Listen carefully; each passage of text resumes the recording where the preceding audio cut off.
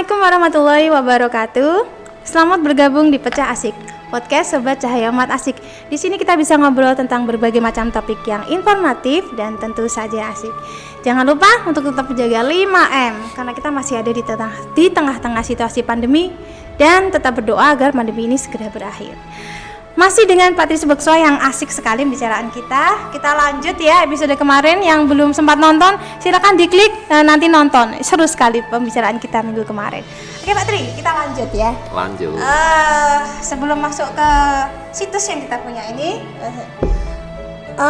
apakah semua bagian-bagian dari masa lalu itu perlu kita ungkap? Jadi bukankah memang sebelum kita ini sudah ada peradaban? Apakah itu perlu seluruhnya kita ungkap? Misalkan di sini ditemukan peruntuhan, kemudian nanti di sini ada lagi. Apakah semuanya itu perlu kita ungkap gitu? Ya, ini menarik sekali ya. Kalau saya sih melihatnya gini, fakta di lapangan mengungkap bahkan untuk satu yang kecil pun itu nggak mudah. Artinya nggak usah kita berbicara tentang mengungkap semua gitu loh. Mengungkap 1-2 aja sulit gitu. Kenapa sulit? Ya, misalkan nih karena di situ sudah ada bangunan, kemudian data sudah hilang, mungkin sebulan lalu ada, sekarang hilang, lah gimana? Dan itulah kenapa seorang arkeolog, seorang pegiat pelestari itu kadang bekerja dengan waktu untuk menyelamatkan data tersebut. Dan apakah semuanya memang harus diungkap? Ya tidak semua, karena tidak sangat sulit untuk diungkap semua itu. Itu mustahil, nggak mungkin gitu. Oh, itu tugasnya TACB tadi ya? Ya, tugas arkeolog dan tugas TACB. Nah, nanti di TACB itu kan kami memproses kajian itu juga yang berkenaan dengan masa lalu itu nggak selalu sebagai cagar budaya, tentu saja. Tidak semua benda arkeologis itu juga cagar budaya kan? Tidak semua benda arkeologis adalah cagar budaya. Karena tidak mempunyai nilai. Ya, karena cagar budaya harus melalui proses penetapan. Oh, karena harus melalui proses penetapan. Tetapi, ada tetapinya. Hampir kadang secara otomatis benda arkeologis kebanyakan juga sebagai objek diduga cagar budaya. Nah, dalam Undang-Undang Cagar Budaya Nomor 11 Tahun 2010, ODCB atau objek diduga cagar budaya itu diperlakukan sama seperti cagar budaya. Diperlakukan. Ya, tetapi memang belum ada proses penetapan seperti itu. Diperlakukan sampai dia ditetapkan sebagai benda cagar budaya. Ya. Oh gitu. Jadi sebelum ditetapkan, ya tetap diperlakukan sampai kapanpun. Ya kan? Itu namanya gantung statusnya. Makanya kita bekerja dengan waktu. Gitu ya. Kita kan juga ingin yang pasti-pasti juga kan. Ya, betul, nggak enak kalau digantung. Ya, gitu ya. Padahal itu juga nggak pasti ya. Itu juga nggak pasti. Karena namanya sejarah memang kita nggak tahu pasti, hanya berdasarkan berdasarkan bukti-bukti yang bisa kita lihat, yang bisa kita observasi, yang nampak ataupun yang nggak nampak gitu. Ya, kadang kejadian seminggu yang lalu dalam kehidupan kita aja lupa kok. Apalagi kalau hutang, Pak. Ayo. Jangan itu ya, jangan dilupakan. Ya, Pak Tri, kita kan kita itu dekat dengan sekolah kita ini, dekat dengan situs yang namanya Lembagana. Ini sebenarnya akhir-akhir ini lebih muncul ke permukaan karena ada itu tadi acara festival Lembagana yang itu cukup besar sebenarnya acaranya. Tapi sayang diadakan di tengah-tengah pandemi, jadi semuanya daring gitu ya. Jadi kesannya garing gitu ya. Menyesuaikan. Jadi garing. Garing jadinya garing. Sebenarnya yang saya tertarik itu tempat mainnya anak-anak itu Pak. Kalau biasanya ya sebelum mungkin karena kita tidak tahu ya, taunya ya sudah patung Ganesha saja, apalagi kan Ganeshanya sudah cukup aus, nggak begitu nampak. Nah, apakah sudah ada kajian dari TACB berkenaan dengan Lembagana? Ya, ini langsung kita ngomongin tentang Lembagana. Yes. Mungkin sampai ke malam ini. Tapi ada agenda lain jadi cukup beberapa menit. Jadi gini, yang terkait dengan keperbakalaan atau kearkeologisan yang ada di Lembagana ini sudah ketahui sejak lama. Sejak? Lama. Bahkan dalam catatan Belanda. Oh iya? Sudah disebut. Tentu saja bukan dengan sebutan Lembagana ya. Yes. Di Karangjati dalam laporan yang disusun oleh Enchikroom 1914 itu sudah disebut. Itu orang Belanda. Purbakalawan. Ahli purbakala lah. Arkeologis, ahli Ya, purbakala. kata arkeologis kan dipakai Akhir-akhir akhir ini kan. Ya pada masa itu ya ahli purbakala gitu. Oh. Ya arkeologis juga. Nah, Catatan. di daerah sini di Karangjati juga di Bergas, bahkan sebenarnya di tempat yang sekarang menjadi wilayah administrasi Kabupaten Semarang sangat banyak sekali yang berasal dari periode sejenis. Itulah kenapa kadang kita mendengar ada temuan, kita mendengar ada benda-benda arkeologis seperti arca, fragmen, pecahan, susunan candi, potongan-potongan batu candi. Ya karena peradaban yang terbentuk di Lembah Ungaran ini sudah berlangsung selama ribuan tahun, termasuk yang ada di Lembah Ganen sekarang ini. Masuk periode Ya, tahun itu berapa?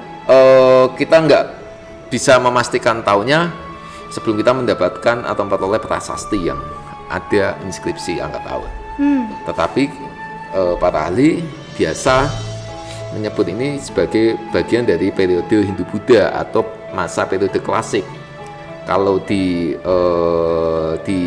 Jawa biasa dimasukkan dalam abad 8 sampai 15 Masehi. Dan ada ini juga bahwa khususnya di Jawa bagian tengah biasanya dimasukkan dari abad 8 sampai 10. Kenapa setelah sampai 10? Karena setelah itu sulit untuk ditemukan data-data prasasti yang mengungkap pada masa tersebut. Tapi kalau saya sih yakin bahwa kehidupan itu terus berlangsung sampai abad 15. Cuma mungkin ada hal-hal yang kita nggak tahu, entah itu jadi beberapa tafsiran itu kan mengatakan karena bencana Gunung Merapi, interpretasi, kemudian ada peperangan dan sebagainya. Akhirnya peradaban klasik ini dari Jawa bagian tengah, dari Jawa Tengah dan Jogja itu jadi pindah kan, saya katakan pindah ke Jawa Timur. Ada kerajaan Kadiri, kemudian Majapahit. Jadi kalau abad 8 sampai 10 itu kerajaannya Mataram kuno. Mataram kuno. Iya. Sampai setelah itu tetap ada kehidupan ya. Tapi pasti ada kehidupan, cuma kita nggak tahu karena temuan yang berasal pada periode tersebut sangat jarang ditemukan. Sampai akhirnya muncul prasasti pada masa Jawa kuno pada abad 14, abad 15. Di Kabupaten Semarang ini ada di lereng Merbabu yang ada di Ngetasan, di Tajuk, di sekitar daerah Sokowolu, kemudian di Gunung Ungaran, di dekat Perumasan. Tapi maksudnya Kabupaten Semarang juga ada prasasti angka tahun. Ada angka tahunnya? Ada angka tahun. Tahun berapa Pak? Itu satu kalau nggak salahnya di Ungaran itu 1353 Saka. Seingat saya itu ditambah 78. Nah, ketemu itu. Saya nggak ini matematika aja dibilang berapa itu? Mau menjelang akhir Majapahit ya? Iya, betul. 1400-an, mau masuk 1400-an. Iya. Dan itu berupa angka tahun saja memang. Angka tahun saja. Kebetulan saya ke lokasi saat itu pada tanggal 20 Februari 2018 saya ingat. Ada gambarnya nggak Pak? Ada di sini. Ada saya cari dulu. Boleh. Nanti. Kalau prasasti angka tahun itu berarti ada inskripsinya, ada tulisan-tulisannya. Ya, inskripsinya angka tahun. Angka tahun toh? Ya. Atau ada cerita-cerita di prasasti batu tulis yang tadi saya sebutkan tadi itu sebenarnya nggak hanya itu aja ya. Ada batu besar tulisan angka tahun, ada 2 batu lain.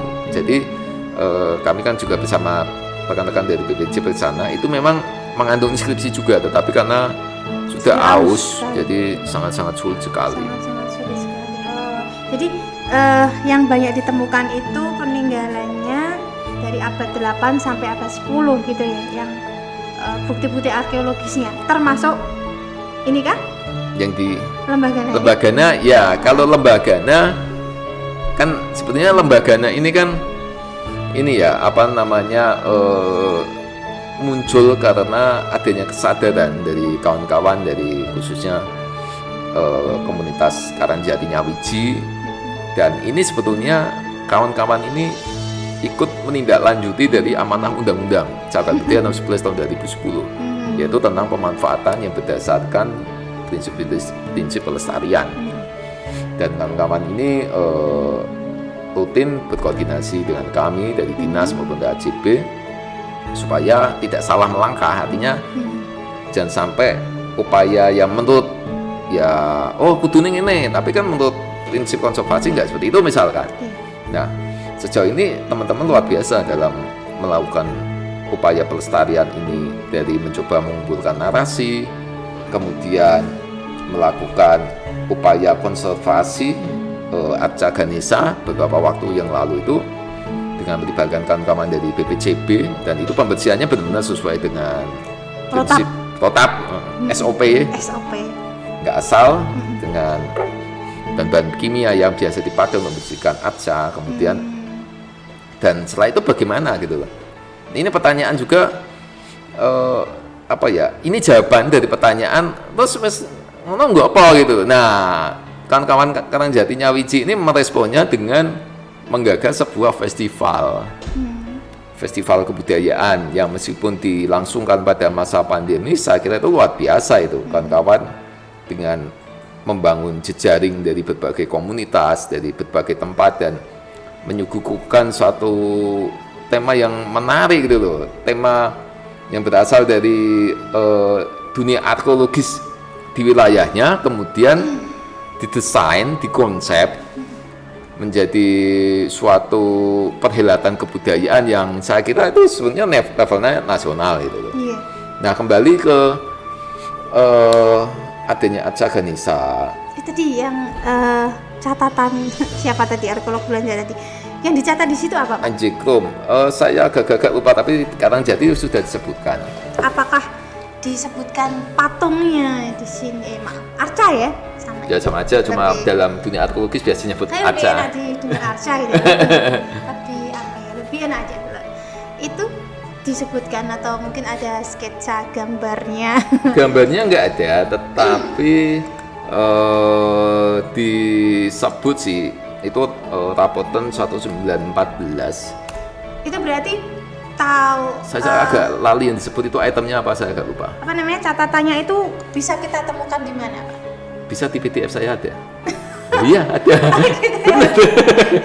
Apakah di museum arsip apakah atau di mana? Catatannya di PDF. Ini berapa menit kalau butuh flash disk saya. Anda dapat PDF dari mana? Loh, ya kalau peneliti ya pasti harus berakrab dengan tulisan ilmiah, jurnal, PDF masa lalu. Itu nggak bisa move on tadi. Ya, dituntut nggak move on dalam hal ini ya. Iya, harus jelas itu. Sudah disebutkan berarti wilayah Karangjati ini sudah jelas ya, ada PTP yang itu juga dari masa kolonial gitu ya. Dan ini tadi kembali ke apa sih, misteri apa yang menyelimuti Karangjati? Gini Pak Tri, menarik kalau kita ngomong masalah ini seperti temuan dan lain sebagainya. Kenapa yang muncul itu yang ada di permukaan yang sering ditangkap itu malah justru mohon maaf sisi mistisnya gitu. Padahal mungkin kita sebagai bangsa ya, kita melihatnya itu kenapa kita tidak pelajari nilai wisdomnya, kenapa kita nggak pelajari misalkan kok bisa ya buat seperti itu, candi misalkan kok bisa ya buat seperti itu, kenapa yang muncul di permukaan itu sisi mistisnya gitu, kita nggak lihat something behind that. Dan padahal kan itu justru malah kita bisa menguak siapa diri kita di masa lalu. Oh, kita itu bangsa yang besar, di masa itu saja kita sudah bisa membuat candi sedemikian megah. Saya selalu terheran-heran melihat walaupun belum pernah lihat langsung ya, Petirtaan, Pak. Itu di Derean masa belum pernah lihat. Hanya berapa lempar tombak dari sini. Itu tuh kok bisa ya, padahal udah ngono toler, belum ada selang, gimana? Bagaimana cara terus menemukan ada tok di situ? Di sini banyak sekali toknya. Kemudian bisa sangat presisi gimana dia menempelkan patung itu di patung apa ya? pancurannya bisa nempel, airnya bisa keluar, sistem itu. Kenapa kita nggak gali di sisi itu? Kenapa yang muncul di permukaan itu selalu sistemistisnya? Walaupun kita tidak menyampingkan itu semuanya. Buktinya kalau ada channel yang mistis-mistis itu subscribernya lebih banyak, viewernya sampai jutaan, tapi kalau kita yang mengupas dari sisi saintis, dari sisi ilmunya yang mungkin lebih bisa membuat kita kaya, itu viewernya sedikit. Why? Kenapa, Pak? Ya, kalau saya sih responnya gini ya, itu dinamika di masyarakat.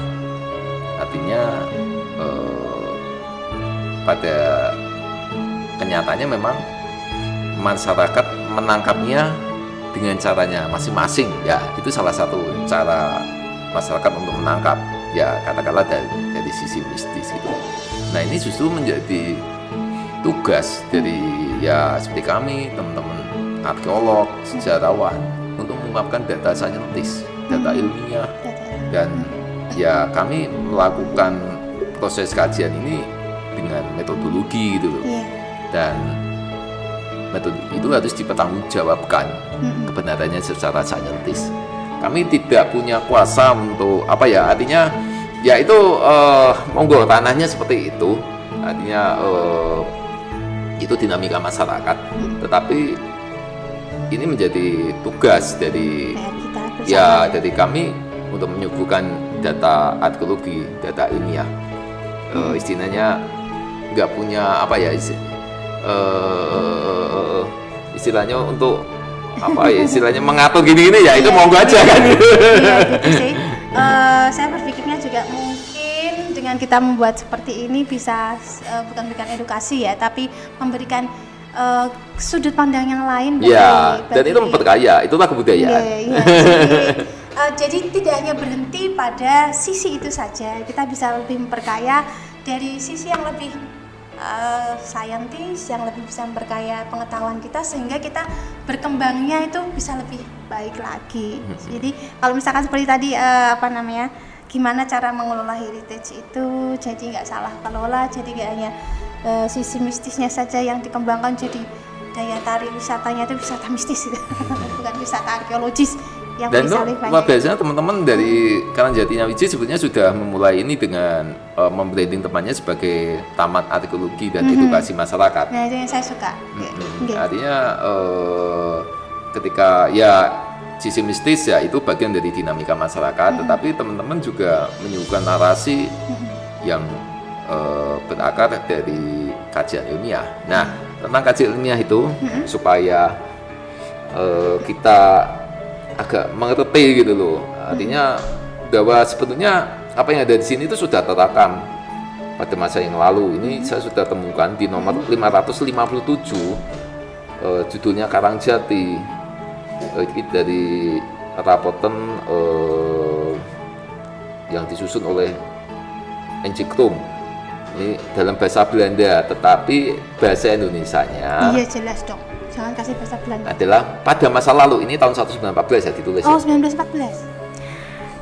Mohon maaf tadi sempat terputus ya, padahal lagi asik-asiknya kita membahas tentang catatan dari bisa dibacakan ulang sedikit saja Pak. Ini di nomor 557 di halaman 178. Ini bahasa Indonesianya saja ya. Saya juga nyebutnya bacanya dalam bahasa Belanda juga nggak teteh. Pada masa lalu ada reruntuhan di sini, maksudnya di Karangjati. Yang terlihat adalah berupa arca-arca, jadi nggak cuma satu, yang kemudian diangkut ke Semarang. Mungkin itu saja. Dari Semarang, entah dikapalkan atau naik armada lain nggak tahu, dibawa ke Batavia, dan kita nggak tahu, mungkin bisa disimpan di Museum Batavia, sekarang Museum Nasional, atau mungkin dibawa ke Belanda saja. Karena memang banyak sekali benda-benda yang kita miliki sebenarnya itu dibawa abroad ke Eropa Pak. Iya. Spesifik, ada kajian spesifik lagi tentang lembaganya Pak? Mungkin Jenan bisa jelaskan arcanya. Itu kan memang makanan sehari-hari arkeolog ya. Makanannya nasi. Makanan ilmunya. Arcanya kalau saya tidak salah itu ketika saya ngobrol sama salah satu Artinya ini istimewa karena dia nggak pakai mahkota, betul? Seperti itu? Ya. Ini menandakan apa? Apakah dia juga dari abad 8 sampai 10 sekitaran itu? Ya. Di lembaga ini kan macam-macam, ada Acak Ganesa. Macam-macam. Iya, Acak Ganesa, ada pendetaan Kalijaru Sendang, depan sekolah. sendang itu betul tak? Ya. Itu indikasinya memang sudah Itu lama. pendetaan sudah lama. Oh, you sure? Yes. Ya, iya lagi. Kemudian di Sidandang, Si Dandang itu yang sebelah sana ya? ya. Heeh. Dan mungkin di sekitar tempat itu masih ada lagi. Nah, memang untuk Acak Ganesa ini sangat sekali teman-teman, terutama baru-baru waktu yang lalu ada kajian dari Muslim Abbas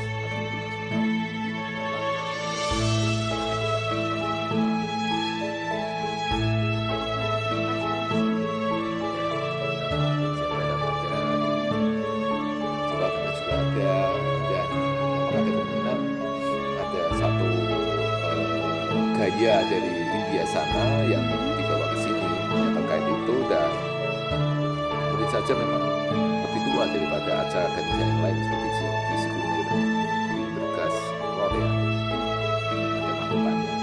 Jadi memang indikasi bahwa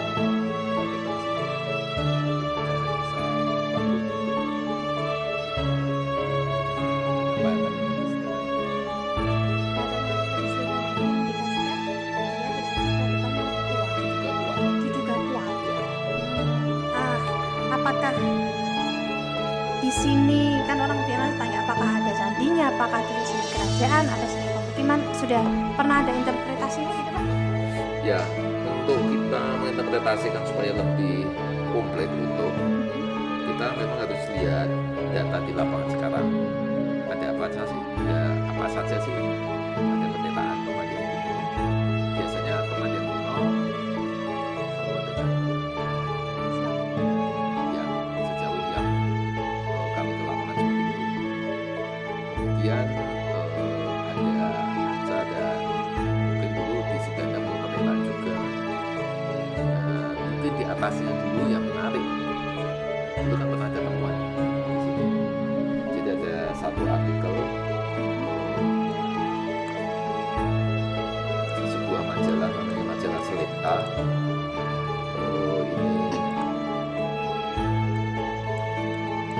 Ini tahun 889 bahwa pada tahun 1976 pernah ditemukan di daerah Pon. Sebetulnya dimaksud di daerah ini karena Berdekatan ya, berdekatan ini jelas disebut juga. Di sini ditemukan perhiasan, mungkin perhiasan kebesaran seperti itu, dan ditemukan 196 potong emas.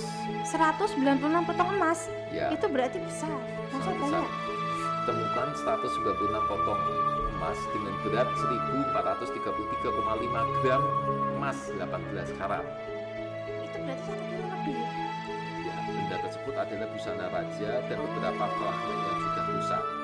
Ditemukan di dalam sebuah guci bersama juga dengan 3 patung perunggu, masing-masing Dewi Tara, Bodhisattva Besmadi, dan satu arca berdiri mungkin Bodhisattva juga.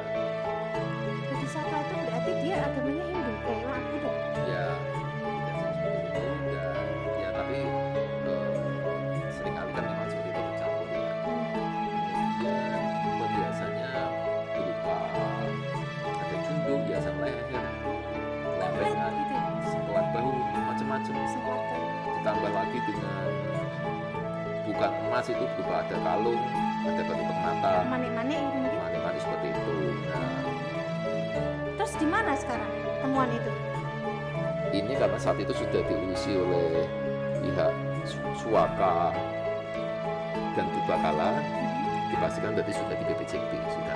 Oh, sudah aman. BPCB Jawa Tengah Ya, yang tepatnya ada di Prambanan. ya, Jadi mungkin kalau mau melihat bisa jadi sudah ada di museum. ya, Ini? harusnya sudah ada di sana kan? Harusnya. pastinya kan? Kenapa harus ada kata harusnya? Ya, kan nggak tahu, mungkin pindah ke museum yang lain kan juga tahu. Memang habis diperiksa, tapi aman lah, dipastikan aman. Berarti ada ya sudah pernah ketemu.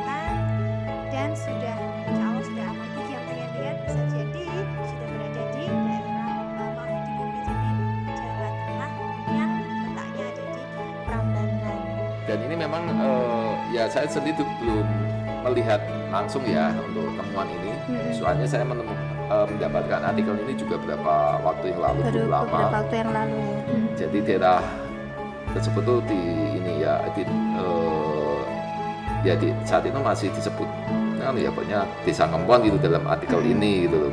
Tapi setelah saya coba cross check dengan teman-teman di sini, ya memang ini yang dimaksud di sini. Jadi ini Pak ya, kajiannya baru sampai, berarti masih ada lagi, ini lagi saya. Terus lembaganya ini statusnya sudah masuk seleksi TACB? Ya, dalam tahap pertama ini kami masukkan Aca Ganisa Karangjati dan Petitaan Kalijaro sebagai situs cagar budaya. Sebagai situs cagar budaya. Sebentar lagi, nantikan. Sebentar lagi. Ya. Ada launchingnya? Ya, nanti pasti akan ada surat dari Pak Bupati. Kemudian untuk di launching, monggo nanti dari teman-teman komunitas mau dibikin acara atau gimana. Nah, ini saya lanjutkan lagi ya. Ini jadi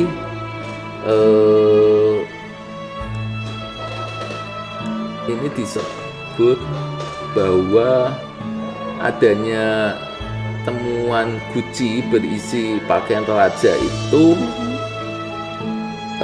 ditemukan di daerah yang bernama Tegal Candi, dekat sini kan, dekat sini.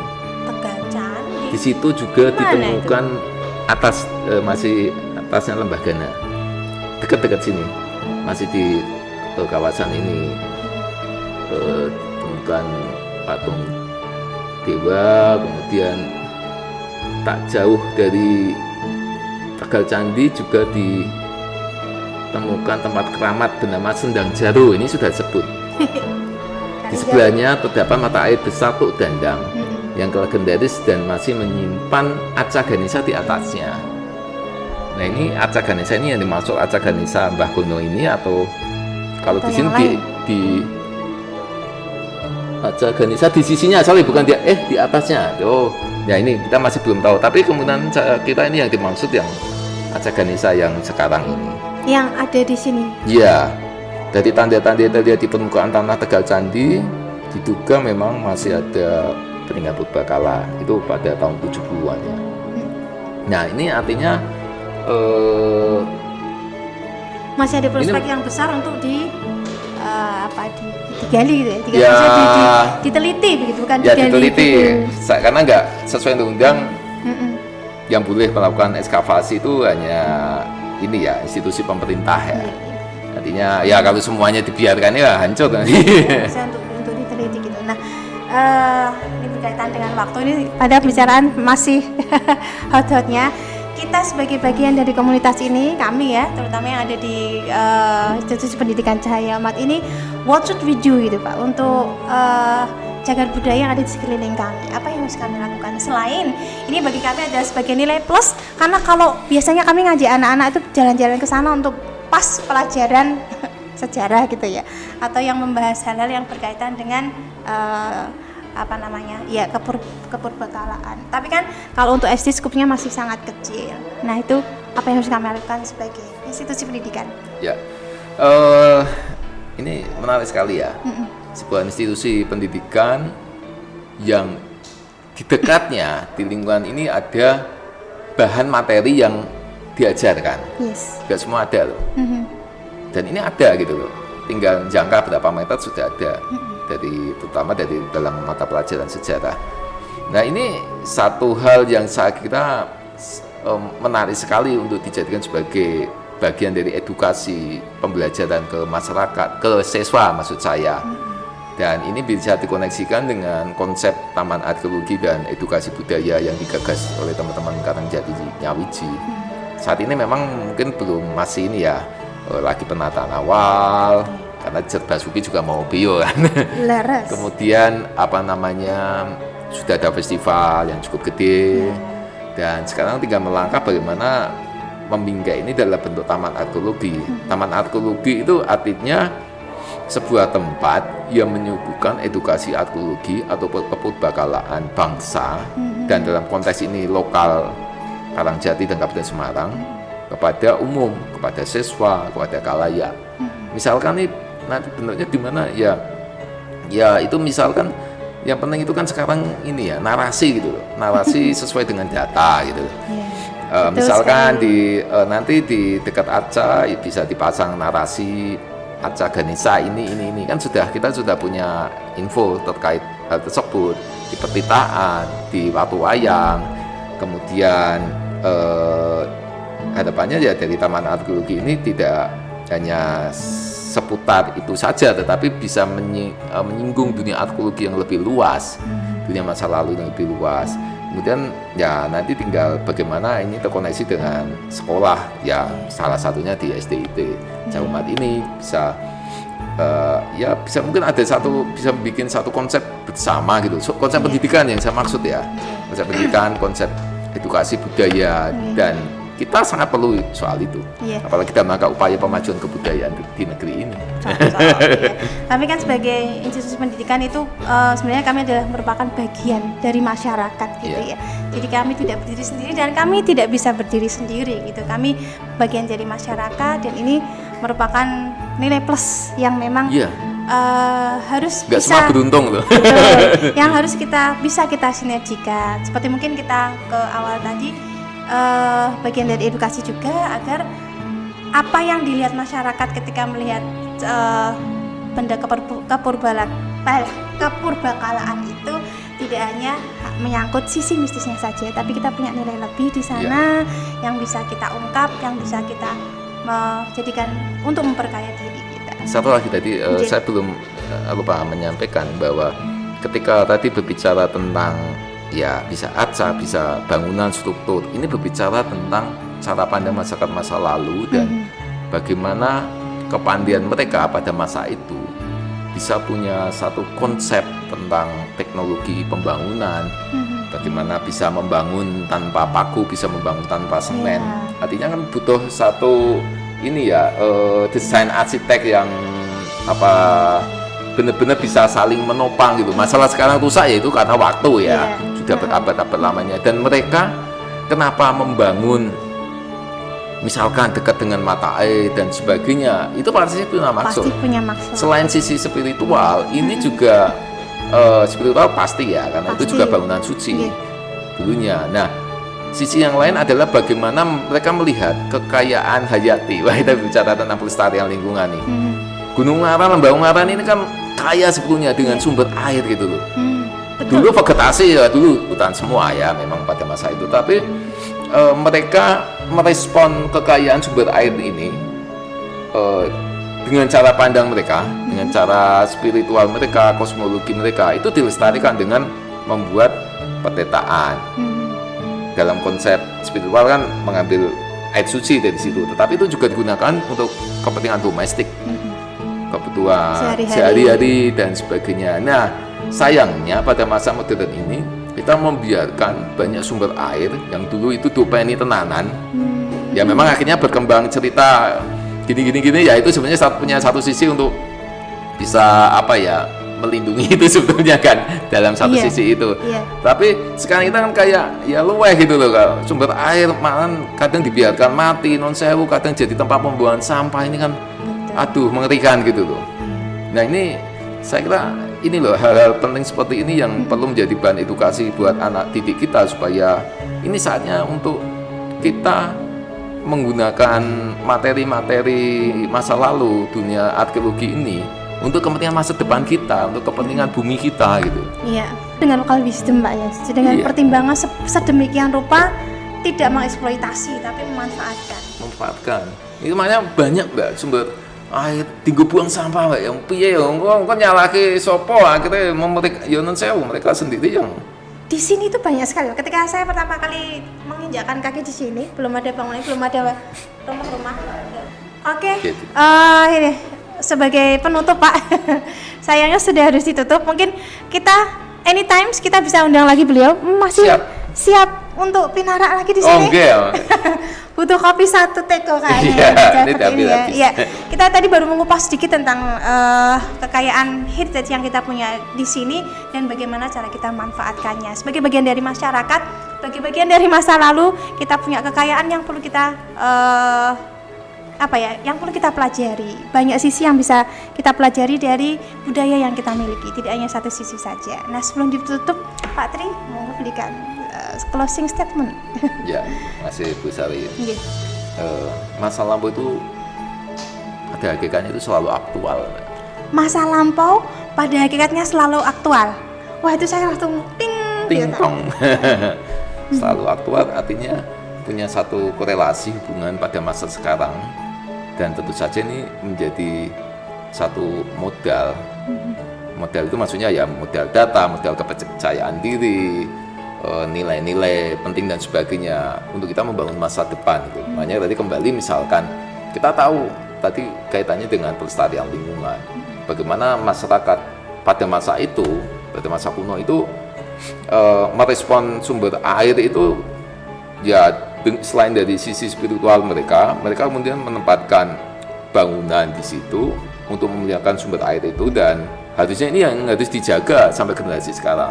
Tapi kita lihat ya itu tadi kita tidak bisa menjaga, akhirnya ya kerusakan di mana-mana, kemudian banjir dan sebagainya.